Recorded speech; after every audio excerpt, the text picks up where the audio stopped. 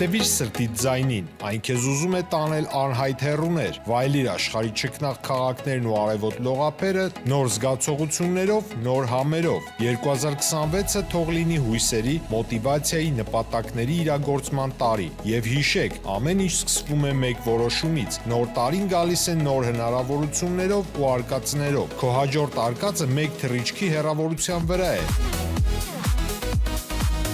Travel with M 095 89 20 48 Բարև ձեզ արգելի հեռուստադիտողներ, մենք շարունակում ենք մեր աշխատանքը պոլիտիկայի եթերում։ Այսօր այս ֆորմատով կքննարկենք մի կարևոր թեմա, որի մասին խոստացել էի, որ քննարկում կունենանք։ Խոսքը Նիկոլ Փաշինյանի եկեղեցու դեմ սկսված արշավի տապալումն է ըստ էության նաև ընտրական գործընթացում։ Սա շատ կարևոր է արձանագրել, որովհետև այս պահին ընդդիմությունը ավելի շատ զբաղված է վերահաշվարկով եւ հասարակությունը սպասում է թե ինչպիսի գնահատական կտա ընդդիմությունը ի վերջո, չգիտեմ, կդիմեն սահմանադրական դատարան, կենտրոնական ընտրական հանձնաժողովը ինչպիսի որոշում կկայացնի, Բարգավաճ Հայաստանը կանցնի թե ոչ։ Ես առանձնացրել եմ հենց այս կարևոր թեման, որի մասին կուզեմ զրուցենք։ Ուրեմն նախ եկեք նախապատմությունը սկզբից գանք, չենք գնա շատ հեռու, մինչև 2018 թվական, գնանք 2025 թվական, երբ Նիկոլ Փաշինյանը իր դեմքով ակտիվորեն սկսեց եկեղեցու դեմ արշավը։ Առաջին հայտարարությունը, որն ինքը արել է,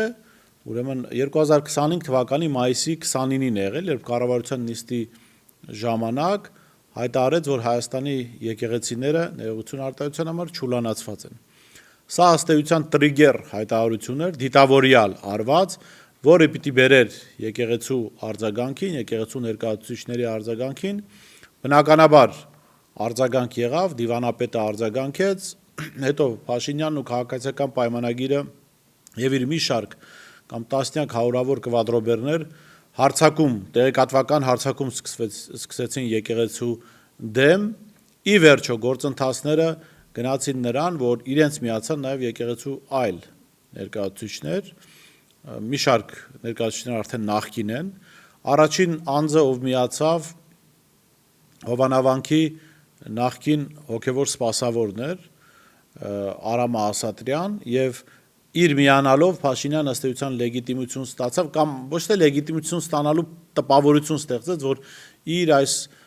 չակերտների մեջ մտահոգություններին միացել են եկեղեցականներ, եւ տեսեք, բարենորոգման կարիք կա, հոգեվորականներն իրենք էլ էին դժգոհ, իրականում հետո մամուլում բացահայտվեց, որ այս Հովանավանքի նախկին հոգևոր սպասավորը ի սկզբանե ԿՊ-ի հետ է եղել, եւ սա պլանի մի մասն էր, որ Փաշինյանի հայտարարություններից, որոշ գործողություններից հետո նա կմիանա եկեղեցու դեմ ընթացող արշավին, սկսվեց Հովանավանքում կեղծ պատարակներ, կարգալուծարված քահանայի կողմից, Փաշինյան դրանց մասնակցում էր, իր հետ թափառախումբ կար մեծ, որը եկեղեցուց եկեղեցի էր գնում։ Հիմա իդեպ կիրակիներն անցնում են եւ ես այդ թափառախմբից որևէ մեկին չեմ տեսել, ասենք պատարակի գնալիս, ինչպես անում էին այն ընթացքում, երբ եկեղեցու դեմ ակտիվ արշավներ ընթանում։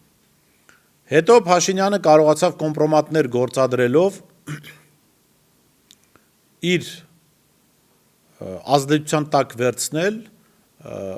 10 եպիսկոպոսների, որոնց Միքայել Սրբազանը անվանեց տիրադավ, 10 տիրադավերի։ Եվ այս մարդիկ ըստ էության եկեղեցու ոչ այդքան լավ հեղինակություն ունեցող անձինք էին, ընդ որում նրանց մեծ մասի վերաբերյալ Փաշինյանն ինքը տարբեր հայտարարություններ էր արել, մի մասը զրպարտող, մի մասը իրականությանը համապատասխանող, ազգային ժողովի ամբիոնից, իր թերթի էջերից, իր հարցազրույցներում, հա։ Եվ հենց այն մարդիկ, որոնք երկար ժամանակ նրա այդ կերպարները Փաշինյանը օգտագործել էր եկեղեցուն հարվածելու համար, այդ մարդիկ էլ միացան իրեն եւ դարձան ինչ-որ խորհուրդ ձևավորվեց, հանդիպեցին վարչապետի պաշտոնը զբաղեցնողի հետ, փաստաթուղթ հայտարարություն ստորագրեցին եւ եկավ գլխավոր գործողության օրը, երբ Միքայել Սրբազանի բնորոշմամբ 10 տիրադավերի առաջնորդությամբ Փաշինյանի թափառախումբը որոշեց գրոհել Մայրաթոր Սուրբ Էջմիածինը։ Չստացվեց, տապալվեց այդ գրոհը եւ տապալվեց Աստծո կամոք եւ քաղաքացիների մասնակցությամբ, մարդիկ ովքեր գնացել էին պաշտպանելու Մայրաթորը։ Եվ ըստ էության սա հենց այն կետն էր, որտեղից Փաշինյանը հասկացավ, որ ինքը այս թեմայի վերաբերյալ չունի հանրային աջակցություն, չի կարող ծրագրերը կյանքի կոչել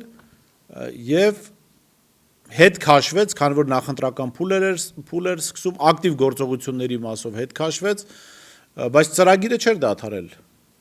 Ծրագիրը շարունակվելու էր եւ ես վստահ եմ փորձ է անելու նաեւ շարունակել, կարծում դուք եք վստահ, հատկապես ելնելով այն բանից, որ մամուլում տեղեկություններ հրապարակվեցին, ըստ որոնց Եվրամիության նաեւ պահանջն է Հայաստանի գործող իշխանություններից, որ հարվածի հայ առաքելական Սուրբ եկեղեցուն իբրև թե տարանջատի ռուս եկեղեցուց թեպետ տարբեր եկեղեցիների մասին է խոսք գնում, կամ նվազեցնի կապը ռուս եկեղեցու հետ կամ գուցե ընդհանրապես չեզոքացնի այդ կապը եւ դրա համար նարատիվները նաեւ ձևավորվեցին, որ տեսեք KGB-ի գործակալ են եկեղեցու առաջնորդները, կաթողիկոսի եղբայրը Եզրաստ Սրբազանը, այլ մարդկանց անուններ շրջանառության մեջ դրվեցին, կեղծ փաստաթղթեր, այսպես շինծու պնդումներ եւ սա ըստ էության Եվրամիության պահանջը կատարելու նարատիվներն էին, որ տեսեք եկեղեցին այս անձանցով փոխկապակցված է Ռուսաստանի հետ, եթե մենք նրանց հանում ենք, այդ թվում նաև ապօրինի գործողություններով, ապա մենք նվազեցնում ենք Ռուսաստանից կախվածությունը։ Սա կարծում եմ այս նարատիվը հենց նաև սրա համար էր արված։ Եվ Եվրամիության աջակցությունն էլ այդտեղից էր գալիս եւ նաև պահանջը։ Ի վերջո պետությունը գրավելու, հատկապես հոգևոր կյանք ունեցող պետությունը գրավելու համար շատ կարևոր է եկեղեցու գրավումը, որովհետև հասարակության լայն շերտերի վրա ազդեցություն ունեցող եկեղեցին, եթե քեզ հպատակ չի, դու այդ հասարակության վրա լիարժեք հսկողություն չունես։ Եվ եկավ նախընտրական շրջանը, Փաշինյանը ապօրինաբար սահմանադրության խախտմամբ եկեղեցու հարցը մտցրեց իր նախընտրական ծրագիր։ Սա աբսուրդ է։ Եվ ես սրա մասին առանձին թողարկում ունեցել եմ, ասել եմ ինչու է աբսուրդ, որովհետև Հայաստանի Հանրապետության քաղաքացիներ են հանդիսանում տարբեր հավատ ունեցող մարդիկ։ Առնվազն 300,000 տարբեր թվեր են հնչում, բայց ասում են մոտ 300,000 հայեր կան, ովքեր այլ եկեղեցիների հետևորդ են։ Այստեղ բնակվում են եզդներ 35,000-ին մոտ, որ այլ դավանանքի հետևորդ են, որոնցից մեկը ես եմ, այստեղ ապրում են փոքրաթիվ քանակով քրդեր, ապրում են ռուս ուղղափառներ, էլի հայ առաքելական եկեղեցու հետևորդներ չեն, ապրում են հույներ, վրացիներ։ Մի խոսքով, եթե ընդհանուր թիվը դնում ենք, առնվազն մի 10%-ը, որոնց մեծ մաս էլի հայեր են, բայց մի 10%-ը այլ եկեղեցու հետևորդ են։ Եվ սա հենց ապօրինության գլխավոր ցուցիչն է, Փաշինյանը փաստորեն ու այս բոլորը ընտրելու իրավունք ունեն, հա, այս 10%-ը ընտրելու իրավունք ունի։ Հայ առաքելական եկեղեցու հետևորդ չէ, բայց կարող է ընտրել։ Ուրեմն Փաշինյանը նախընտրական ծրագրում գրում է, որ մինչև 2031 թվականը կհեռացնեն հայ առաքելական Սուրբ եկեղեցու առաջնորդ Գարեգին II կաթողիկոսին։ Պատկերացնում եք, այսինքն հայ առաքելական եկեղեցու վերաբերյալ քվեարկության կարող են մասնակցել եւ մասնակցել են մարդիկ, որոնք այդ եկեղեցու հետևորդ չեն հանդիսանում։ Դա նույնն է, որ ասենք հիմա Հայաստանում քվեարկության դրվի Ռուսաստանի Դաշնության նախագահ Վլադիմիր Պուտինին անվստահություն հայտնելու հարցը։ Կամ ասենք Միացյալ Նահանգների նախագահի, կամ Վրաստանի, կամ ասենք մենք էլ ստեղ ընտրատեղամասեր բացեինք Վրաստանի ընտրությունների ժամանակ, մի 300-400,000 հոգի գնար Վրաստանի խորհրդարանական ընտրություններին մասնակցեր, չհանդիսանալով Վրաստանի քաղաքացի։ Աբսուրդ է, չէ՞, իհարկե աբսուրդ է, որովհետև մենք ապրում ենք աբսուրդային իրականության մեջ, որը խորապես այսպես մեր կյանք է բերում Նիկոլ Փաշինյանը։ Բայց եւ Փաշինյանի հաշվարկը ո՞րն էր, որ այնտեղ ես ասեմ ազգային փոքրամասնությունների թիվը բավական փոքր է, Փաշինյանի հանը հույսը այն էր, որ այդ մոտ 300,000-ը, որ տարբեր գնահատականներով ասում են, աղանդավոր չեն, ես չեմ ուզում այդ գնահատականների մեջ մտնել, բայց այլ եկեղեցիների ներկայացությունը, ասենք դա Եհովայի վկաներ, կյանքի խոսք,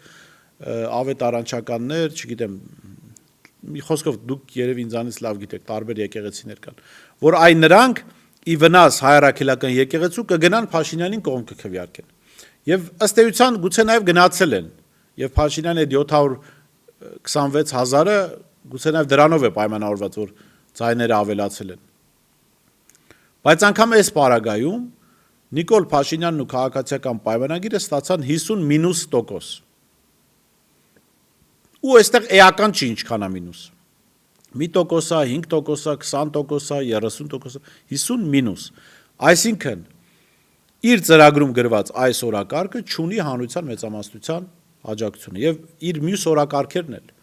Այստեղ կարևորը այն չի, որ ընտրական օրենսգիրքը ընտրություններից հետո բոնուս է տալիս, չգիտեմ, թույլ է տալիս մեծամասնություն չունեցողին առանց կոալիցիայի կառավարություն կազմել, այս աբսուրդային հանցավոր կարգավորումները մի կողմ թողնենք։ Հանրության գնացած հանրության մեծ մասը դեմ է քվեարկել Նիկոլ Փաշինյանի օրակարգին։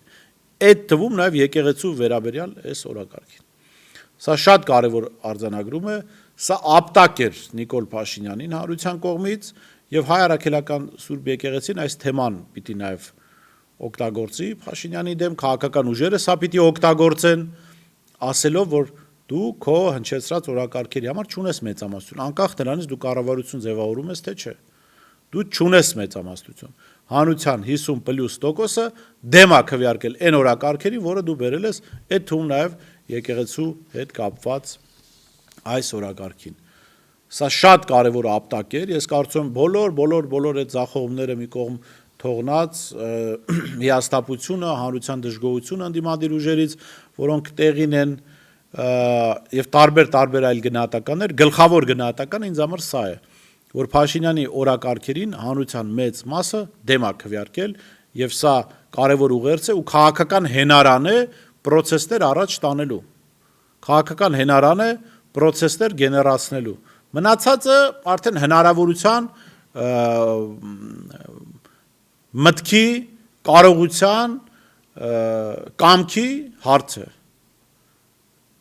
որ ընդդիմադիր ուժերը եւ մեր հասարակությունը պիտի ունենան կամ չէ։ Լավ մնացեք, կհանդիպենք։